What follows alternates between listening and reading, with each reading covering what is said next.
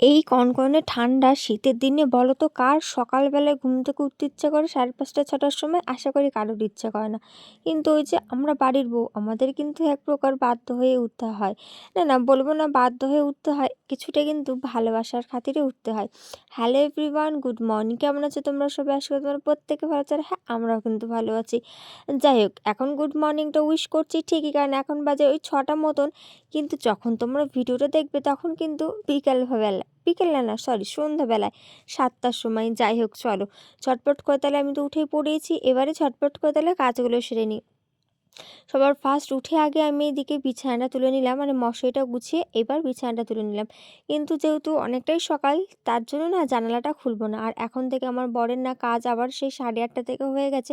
মানে ও আর দুপুরবেলা মানে টিফিনটা নিতে আসবে না, দুপুরবেলা খেতেও আসবে না, ও টিফিনটা নিয়ে যাবে। তার জন্য ভাবলাম যে রান্নাটা করেই নিই, একেবারে রান্না করে নেবো এই বেলার জন্য, তাহলে হয়ে যাবে। আবার রাতেরবেলা গরম গরম করব।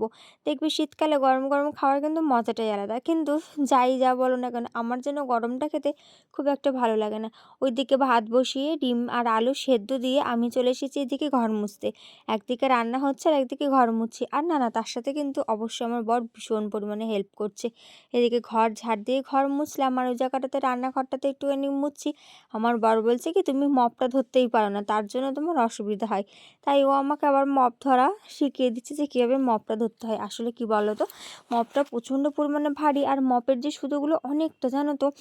এতে কী হয় বলতো, যেই ভেজায় না তারপর আর না ওটাকে নিংড়ানো যায় না, এতটাই পরিমাণে ভারী। যাই হোক, আমার বরের হাত থেকে ছিনিয়ে নিয়ে এবার আমি কাজগুলো সেরে নিই, নইলে অনেকটা লেট হয়ে যাবে গো। দেখো তো এবারে ঘরটা গুছিয়ে কেমন লাগছে, তোমাদের একবার দেখিয়ে দিলাম। আর খাটের ওপরটা কেমন লাগছে অবশ্যই এটা কমেন্ট করে জানিও।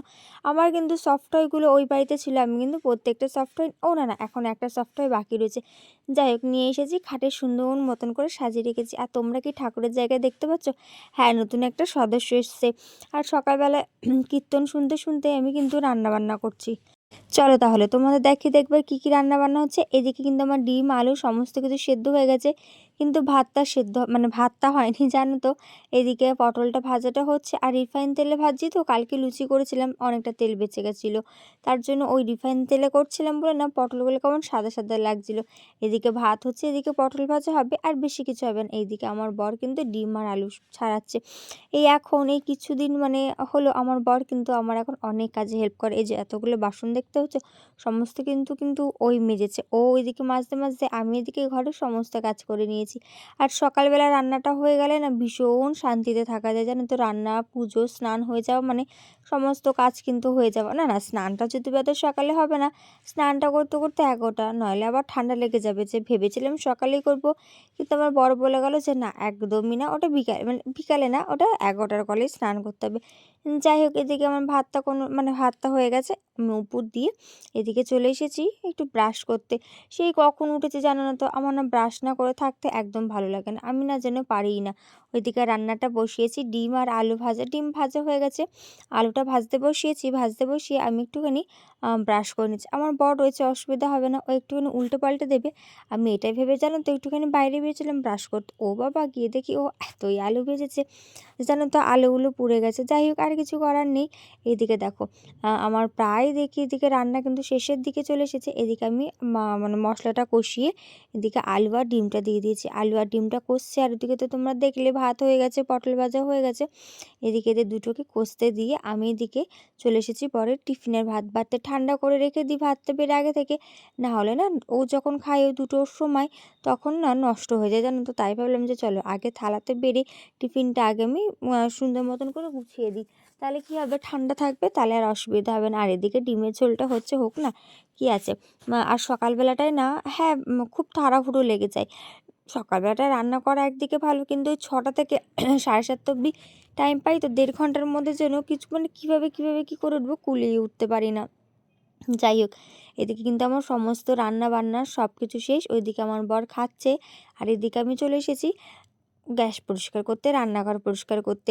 তোমরা দেখলে রান্নাঘর মুছেছি, তাও কিন্তু একবার পরিষ্কার করতে হবে। রান্না করাটা ঠিক আছে, রান্নার পরে যে আরও কত কিছু কাজ থাকে, সেটা যারা রান্না করে তারাই বোঝে। যাই হোক, এদিকে আমি চলো ঝটপট করে আগে গ্যাসের নিচটাও মুছে নিই, আর গ্যাসের ওপরটাও মুছে নিই, গ্যাসের ওপর টোপর সমস্ত কিছু মুছে এদিকে কটা বাসন হয়েছিল সেইগুলো মাঝে। আর এই কড়াইটা, এই জানো তো কড়াইটা না এরকমভাবে দাঁড়িয়ে যেন মাজাই যায় না, আমার তো একদম মাজতে পারি না। কড়াইটা যখন মাজবো একটুখানি বসে নিচে বসে ভালো মতন করে যেন কড়াইটা না মাজলে যেন ভালোই লাগে না, এরকমভাবে দাঁড়িয়ে দাঁড়িয়ে না কড়াই মাজা যায় না।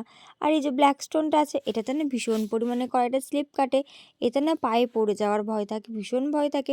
আর কিছু করার নেই, এখন বসে বাসন মাজার মতন অবস্থা আমার নেই। যাই হোক চলো তাহলে এরকমভাবে বাসনটা মেজে নিই, বাসনটা মেজে নিয়ে তারপর তোমাদের সাথে দেখা হচ্ছে। সম্ভব দাঁড়াও দেখে নিই একবার।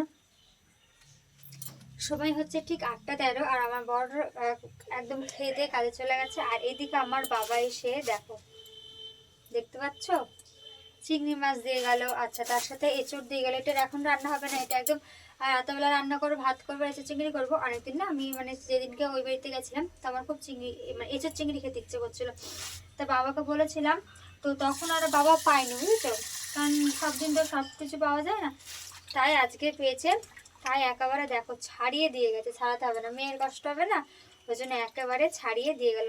ও জাস্ট বেরাচ্ছিল আর দেখলাম বাবা এলো, কারণ আমার তো রান্না হয়ে গেছে, এখন তো রান্না করবো না, এটা করে রাতে করবো, ভাত করবো। প্রত্যেকদিন ভাবি রাতেবেলা সকালবেলাতে কি রান্না করবো কি রান্না করবো, এটা আশা করি প্রত্যেকটা গৃহবধূরই একটা চিন্তা লেগে যায় সকালবেলা উঠে। তাই ভাবছি ওবেলা একটু কারণ তো ভাত একবারই করবো, মানে একবেলারই করি, নাহলে তো নষ্ট হয়ে যাবে, তার জন্য আবার ওবেলা তো ভাত করতে হবে। আর ভাবছি একটু এঁচড় চিংড়ি করে নেবো।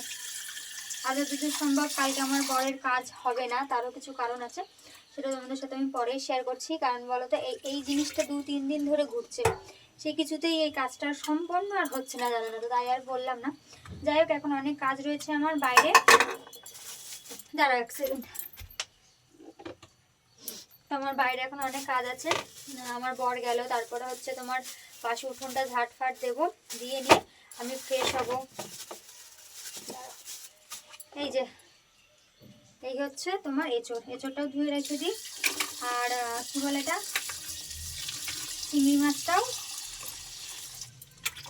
চিংড়ি মাছটাও নুন হলুদটা মাখিয়ে রেখে এবার আমি যাবো বাইরের কাজে। চলো ছটপট করে কাজটা সেরে নিই। চিংড়ি মাছের গন্ধ পেলেই বিড়াল আসা শুরু হয়ে যাবে গো। আচ্ছা যাই হোক বাদ দাও, চলো আমি নুনটার হলুদটা মাখিয়ে নিই গো।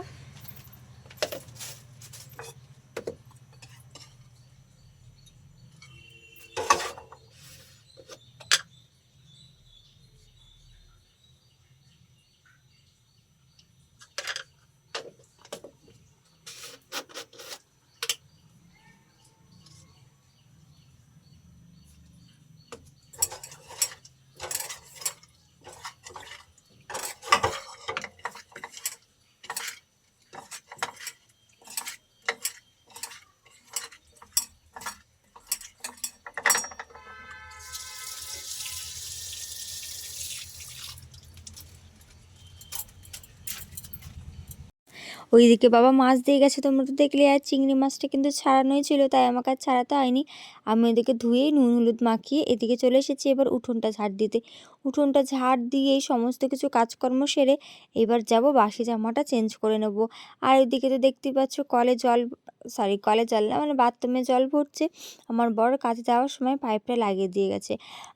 আর এদিকে আমার যে বাকি বাসি কাজ রয়েছে, বাসি কাজ বলতে সমস্ত কিছু হয়ে গেছে, শুধু উঠোনটাই ঝাড় দেওয়া হয়নি, তাই এখন আমি উঠোনটা ঝাড় দিয়ে দিচ্ছি। আর দেখতে পাচ্ছ বাইরে রোদটা কি সুন্দর পড়েছে না, আমার কিন্তু ভীষণ ভালো লাগছে এই রোদটা। এই হালকা হালকা রোদটা কিন্তু খুব ভালো লাগে, এরপর যখন গাঢ় হয়ে জোরালো হয়ে আসে রোদটা তখন আর ভালো লাগে না। যাই হোক এদিকে অনেক কটা মানে কি বলবো, বাসন বলতে যাচ্ছিলাম গো, অনেক কটা জামা কাপড় ছিল আমার বরের, সেইগুলো ভিজিয়ে দিলাম। আমার গামছাটা অনেক দিন ধরে নোংরা হয়েছে জানো তো, সেটাকে একটুখানি ভিজিয়ে রাখবো। ওই 11টার কলে যখন জল আসবে 11টার সময় স্নান করার সময় সুন্দর মতন করে কেচে দেবো। ভাবছিলাম এখনই কাচবো, কিন্তু ভাবলাম যে না এখন আর কাচবো না, কারণ এখন বাজে 8:30। এখন যদি আমি কাচি তাহলে পুরোটা হবে না, আর আমি ভিজে যাবো, এখন স্নানও করতে পারবো না। তার জন্য আর কাচাকুচি করলাম না, জামা কাপড়টা ছেড়ে সুন্দর মতন করে গা হাত পা ধুয়ে চলে এসেছি এদিকে আমার বাড়ির নতুন সদস্যকে তুলতে। আশা করি তোমরা এতক্ষণ বুঝতেই পেরেছ। এতক্ষণে কি যখন দেখিয়েছি সরি গো, ভীষণ পরিমাণে ঠান্ডা লেগেছে, কাশি হচ্ছে গো, তার জন্য একটু ডিস্টার্ব হচ্ছে, তার জন্য ক্ষমা প্রার্থী। যাই হোক, যখন খাটটা দেখেছি আজকে তোমরা প্রত্যেকে বুঝতে পেরেছো যে কে এসেছে। হ্যাঁ, খাটটা কিন্তু একমাত্র রাধা গোপাল এদের জন্যই হয়। আর আমি এদিকে নতুন একটি গোপাল কিনেছি, অবশ্যই কমেন্ট করে জানিও কেমন লাগছে। হ্যাঁ, এখন বোঝা যাচ্ছে না, আমি সামনে থেকে আবার দেখাবো। আর ঠান্ডা বুঝতেই পারছো, ওকে ঘুম থেকে তুলে মুখটা ধুইয়ে তারপর এখন আগে সোয়েটারটা পরিনি, কারণ ভীষণ ঠান্ডা গো, আমরাই পাচ্ছি না ঠান্ডায়, আর ও তো এখন ছোটো বাচ্চা। আচ্ছা, আমার মনে হচ্ছে জানো তো কলকাতার সাইডে আজকে একটু বেশি ঠান্ডা পড়েছে, কারণ এত ঠান্ডা কিন্তু এই 2-1 দিনের মধ্যে একটুকুও ছিল না। আজকে কিন্তু ঠান্ডাটা বেজায় পড়েছে। যাই হোক, তাহলে ঠান্ডা পড়েছে যেহেতু ওকেও তো সুন্দর মতন করে রাখতে হবে নাকি। সোয়েটার কিনেছিলাম আগের দিন, ওয়েটে গেছিলাম আমি আর মা, ওখান থেকেই কিনে এনেছি, ভেবেছিলাম ভিডিও করব, কিন্তু এত ভিড় ছিল গোপালের দোকানটাতে আর ভিডিও করা হয়নি। তার থেকে বড় কথা, আমার বরকে আবার ভিডিও করে দেখাতে হচ্ছিলো যে কোনটা পছন্দ করেছি, তার জন্য আর ভিডিও করা হয়নি। এখন গত সময় হচ্ছে ঠিক 9টা বাজতে 10 মিনিট বাকি। এদিকে আমি ফ্রেশ হয়ে চলে এসেছি। আর এই যে আমি বললাম যে আমাদের বাড়িতে নতুন একটি সদস্য এসেছে, এটাই হচ্ছে সেই রাধা গোপাল না, গোপাল। আর এই যে সকালবেলায় ভোগ দিয়ে দিয়েছি, ঘুম থেকে তুলে মুখ হাত পা ধুয়ে সুন্দর করে সোয়েটার পরে, এই যে তার সাথে আবার টুপিও পরে দিয়ে সুন্দর মতন করে বসিয়ে দিয়েছি। আর এর মুকুট চুড়ি এখনও কেনা হয়নি, জানো তো। কী বলতো, এটা খুব তাড়াহুড়োর মধ্যে কিনেছিলাম তো, মানে কোনো ঠিক ছিল না, হঠাৎ করে হয়েছে, তার জন্য না এই আপাতত কিছু কেনা হয় না, আস্তে আস্তে কিনবো। যাই হোক, এই দিকে ভোগ লাগিয়ে দিয়েছি। তো অবশ্যই কমেন্ট করে জানিও যে আমার গোপালটা কেমন লাগছে।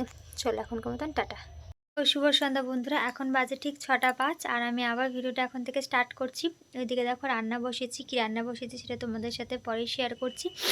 আর এইদিকে দেখতে পাচ্ছ, এদিকে দেখো আমার গোপাল শয়ন দেওয়া একদম কমপ্লিট হয়ে গেছে। দুপুর থেকে প্রচণ্ড পরিমাণে মাথা যন্ত্রণা করছে, জানো তো কিসের জন্য করছে বুঝে পাচ্ছি না। যতদূর সম্ভব মাথায় তেল দেওয়া বলে হয়তো মাথাটা যন্ত্রণা করছে। চুলটাও খুলে ফেলবো, ক্লিপ বেঁধে রয়েছে, তো আরও বেশি মাথাটা যন্ত্রণা করছে। যাই হোক, চুলটা খুলে ফেলবে। এখন তো চুল খুলেও আমি বাইরে বেরোতে যেহেতু পারছি না বা পারবো না, তার জন্য হুটহুট করে মানে বাথরুমে যেতে লাগছে। তো হুটহুট করে তো বেরোনো যাচ্ছে না, তার জন্য না চুলটা ওপরেই বেঁধে রাখতে হচ্ছে। যাই হোক, তো এখন রান্না করছি হচ্ছে তোমার বাবা যে সকালবেলা চিংড়ি মাছটা দিয়ে গেছে, সেই চিংড়ি মাছটার এঁচোড় দিয়ে গেছে, তোমাদের তো দেখালে আমি। তো সেটাই রান্না করছি। কালকে আমার বরের কাজ নেই, কারণ আমার বাড়িতে একটুখানি কাজ হবে, তার জন্য আমার বর কালকে বাড়িতে থাকবে। তো ভাবলাম যে তাহলে বেকার সকালের জন্য রেখে কী করবে, বাবা তো আবার সকালবেলা ঠিক এসে মাছ দিয়েই যাবে। আর তাই ভাবলাম যে চলো রাতে তো ভাত রান্না করতেই হবে, তো ভাতটা কী দিয়ে খাবো প্রত্যেক দিন ভাবতে লাগে। তাই এঁচোড় চিংড়িটাই করে নেবো। ওইদিকে এঁচোড় ভাজা, চিংড়ি ভাজা মানে চিংড়ি মাছ ভাজা হয়ে গেছে, আর ওইদিকে এঁচোড়টা আমি সেদ্ধ করতে বসিয়ে দিয়েছি। এবার এঁচোড়টা সেদ্ধ করতে যে কতক্ষণ সময় লাগবে তা আমি জানি না।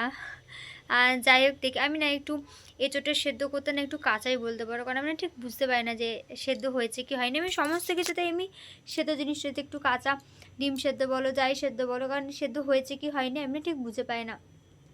কালকে আলুর দম করেছিলাম আর লুচি করেছিলাম, তোমার সাথে ভিডিও শেয়ার করা হয়নি। একটা আলু দেখি গলেছে, আর একটা আলু গলেছে, এবার আমি দেখেছি যে ওই আলু দুটো গলে গেছে, তার জন্য আমি নামিয়ে দিয়েছি। পরে আলুর খোসা ছাড়া দেখি আমার বর বলে যে দেখো তুমি আলু ভালো মতন সেদ্ধ করতে পারো নি। আমি কী করবো বলো, দুটো আলু দেখলাম সেদ্ধ হয়েছে, এবার ওগুলো যদি সেদ্ধ না হয় তাহলে আমার তো কিছু করণীয় নেই বলো।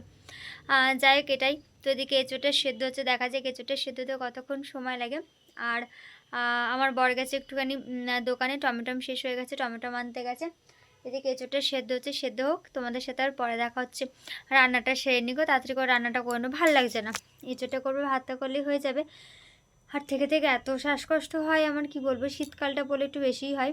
যাই হোক, চলো তাহলে রান্নাটা করতে থাকি।